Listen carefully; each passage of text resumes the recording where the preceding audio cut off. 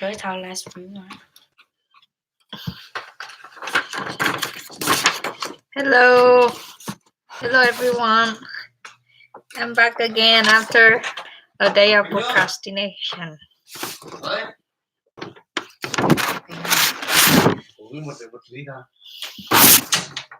Okay, so it's 10:27 today. I'm just back from school. And for summary today, I fortunately already met a professor that only teach anatomy and physiology lab, but I really love his style of teaching. Even though I didn't register for his lab in class, I was there, so I made it there, and I just now love it. Like really love it. I don't know. What can I do? Should I drop my present classes and then go into the sky? I don't know. But yeah, I asked for his override, but it does seem like he has enough spot for me. So peace on that. I'll pray for it tonight, and hopefully I can learn a lot from him, or I can go to his open lab or thing like that, Yeah, it's been a long time that I've never feel the way that, the engaging style of teaching. It's been like 4 years now that I've been here in the United States, but I've never seen someone like that, like talking that passionately about what he's teaching, and he did give a lot of facts and fun facts and jokes, and it's all about biology, and it really fascinating how he's approached the problem and other contents, and I feel like he's really put effort into what he's teaching, and that's how I love it. I don't know what to describe, guys, but yeah, I want to pray for myself to get into that class. Anyway, let's get started because I already procrastinate last night. So number 14.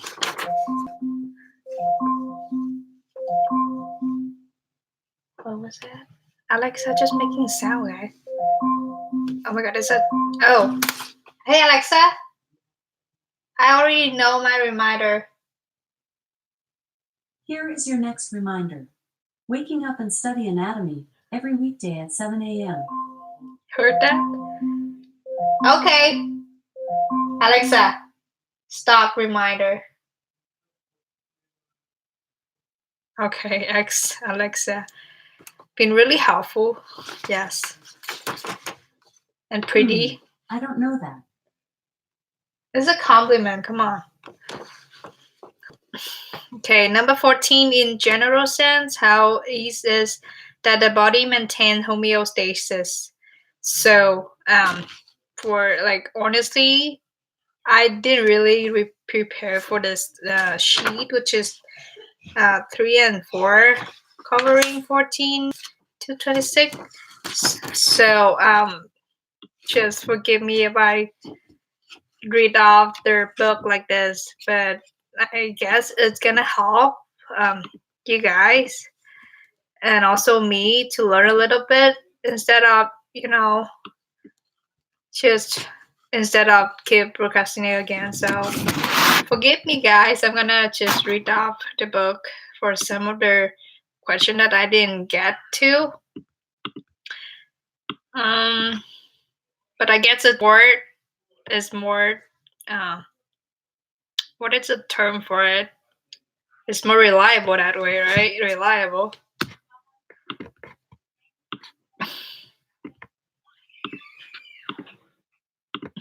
Okay, get to it. Homeostasis. How is it about the body maintains homeostasis? So is to maintain homeostasis. So let's just reveal their definition of homeostasis, which is like their internal ability to remain stable in stable condition for the body. So your body is really like a wonderful compact structures that is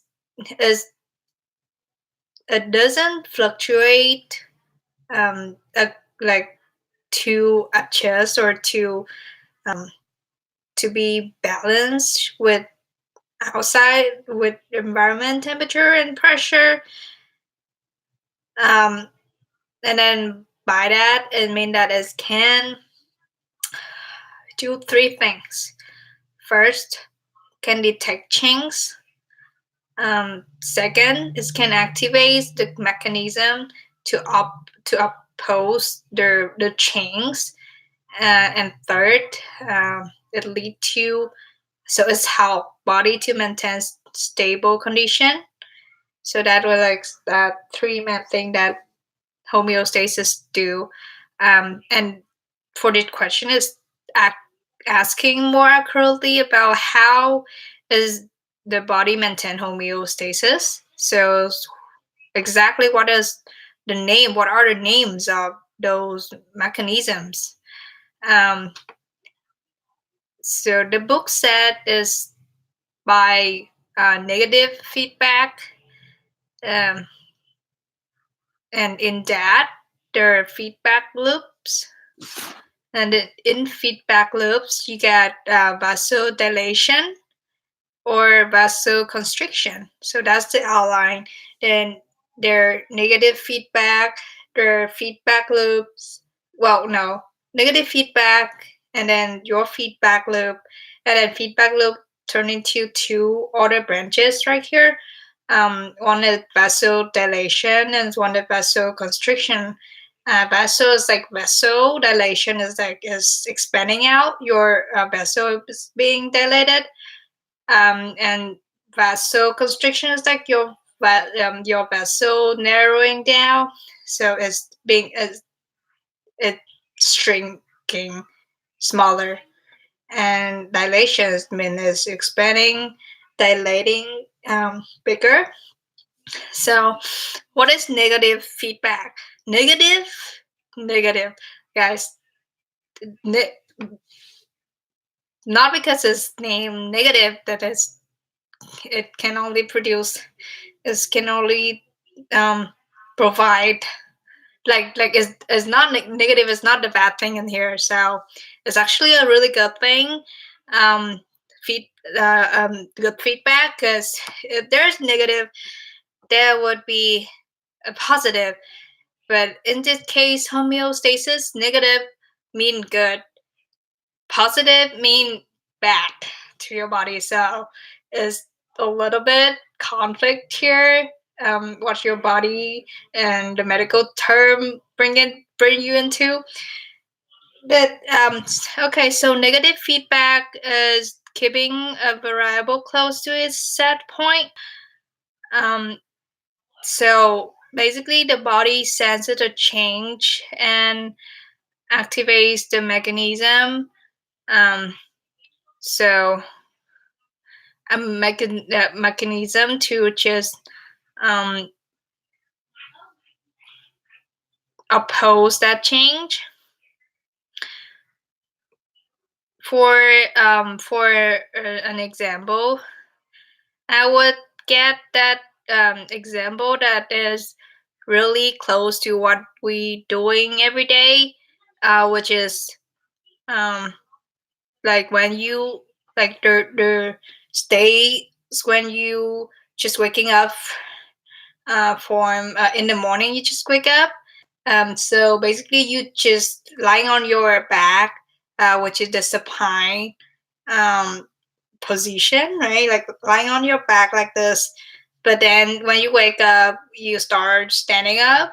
Like for me, I'm not standing up right away, but I'm gonna just sit up a little bit, and then um, while fighting against my blankets and pillows, and then standing up. But uh, if so for lots of people, or I assume most of people, they gonna just stand up right away after sleep, after waking up. I'm sorry. So somebody just, it's my sister. Oh my God. Sorry, guys.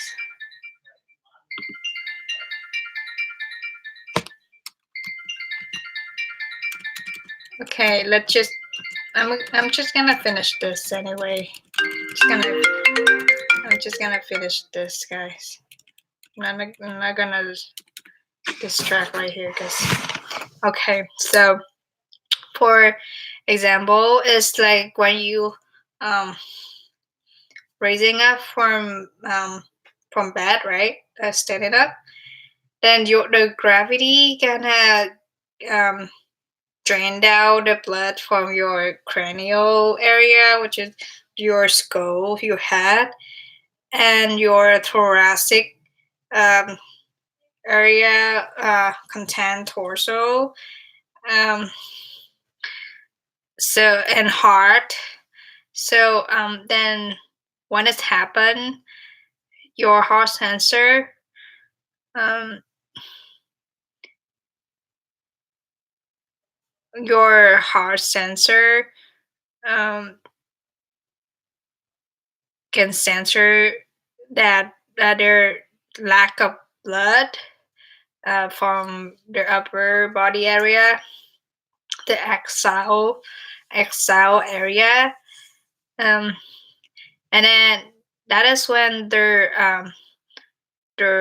receptors of the heart, which located right here, like at the top of your heart, and is also located at the arteries of the heart. So the two receptors, they and then it sends signals to the cardiac center, which also has there's receptor right there. Um, Cardiac center located in your brain. So there's a specific region of your brain that's called cardiac center. Just mainly control the activities of the heart. So the signals there with the receptor um, that can push the heart. I mean, like demand the heart to uh, beat up again, like to beat up more, to pump um, more blood um, up to the heart regions and also cranial region. I mean, I just the heart. Forget about cranial because there's a lot. Uh, there's more. That's more like there's a different receptor in your brain that can control that motion over cranial. So this is just heart. The whole cardiac center do that. Push it back to your heart, and then by that is help their homeostasis um, of the heart um, back to normal again. So it will balance out their blood amount at heart. So that's just a really good example right there that I can remember. There's two more. So basically, it's just really similar to the one that I just talked to that I just said. The first one is the thermostat of heating system. So like for the thermostat, right? Automatically is gonna just change the weather, the temperature, um, so that the temperature inside the house would be just as what you want, or just as your where you set there, like 70 degrees inside. When the outside temperature was getting too cold, then your house getting a little bit colder, but the thermostat would automatically do um, a automatic adjust to rise up their temperature so that you don't feel too cold inside. Um, and the opposite happened um, to the weather and the thermostat when it get um, warm again. The second example is like their body thermostat. Oh, so it's like the general case of their heart example that I gave in the first place. So body thermostat is like remember I talked about feedback loops, right? So these examples like all about feedback loop.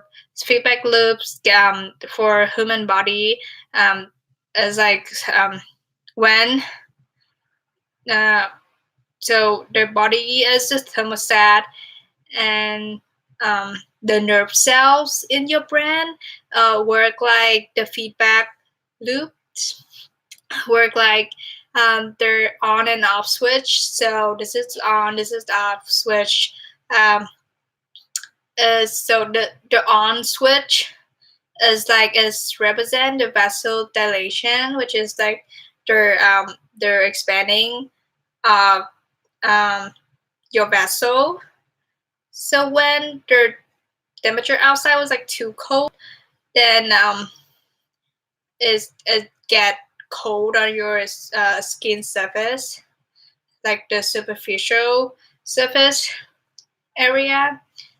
Um, then the vessel gonna be dilating out, so it pump the blood to get you near to burn more blood in your body and get you near the superficial area. So it's also provide more temperature, so your body get warmer again against the outside environment, and is the opposite way to vasoconstriction, which is narrowing your blood vessel. Um, so when the body outside getting too hot, then the temperature outside. I'm sorry, the temperature outside getting too hot, and your vessel getting shrinker, like shrinking smaller and smaller, so that um, it won't produce much heat that can make yourself getting hot because of the weather already hot. So you don't want to be flare up. You don't want to be exploding with temperature. So yeah, so that is for question 14. But and now I have to pause a little bit because I need to go prior. Okay, my family been waiting for me. I'm feel bad. Okay, bye. I'll be back in a minute. I mean, 15 minutes. Bye.